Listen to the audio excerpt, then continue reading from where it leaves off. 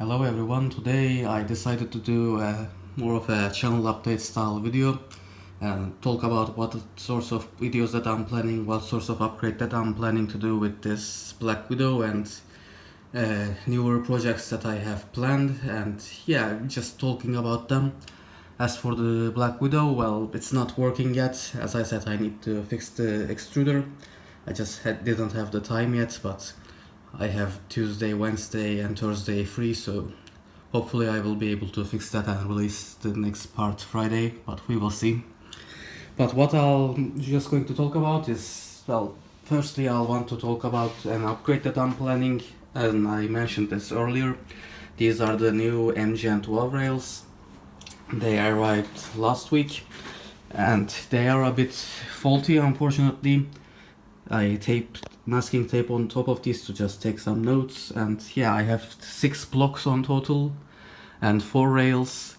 2 of them are 500 millimeters, 2 of them are 450 millimeters. And the problem that I have with these blocks are this one really moves very shaky. This is very smooth, there is nothing wrong with this. This is also very shaky. As you can see, it's slided the rail. This is smooth but very stiff. Same. Not as smooth though, it's still a bit shaky. And this is smooth just fine. So yeah, there is a lot of variance. I guess this is what I get for going with Chinese knockoff rails, Chiwin rails. But anyway, I've been in contact with the seller that I bought these from, and he promised me to ship some steel balls that you use inside these bearings, and he thinks that that will allow me to fix these problems.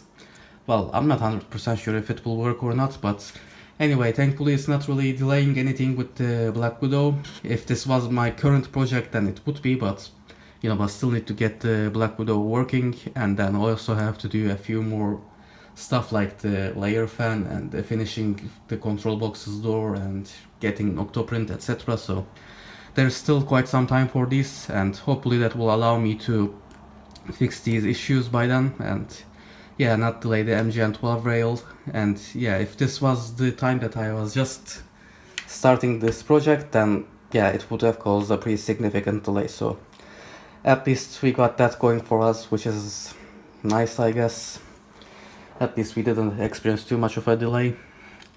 And yeah, another thing that I am considering covering on the channel is, well, I am considering making a review of these iFixit kits.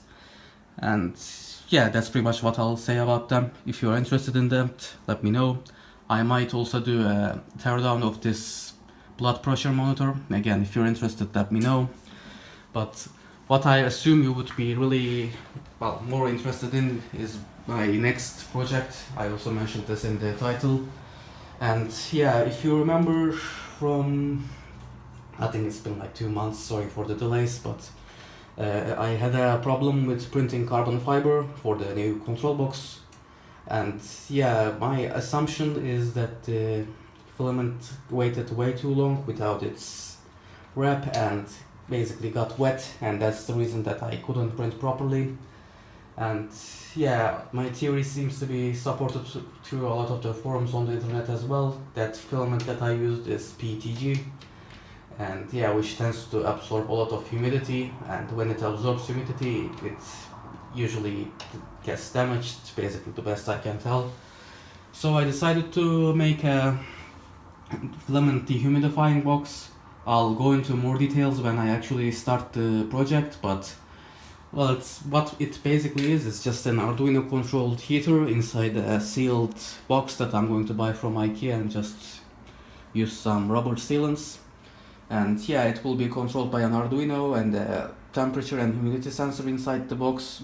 And the box will also contain these things, which are dehumidifiers. Basically, these suck the humidity. These have like a ton of silica gel balls in them.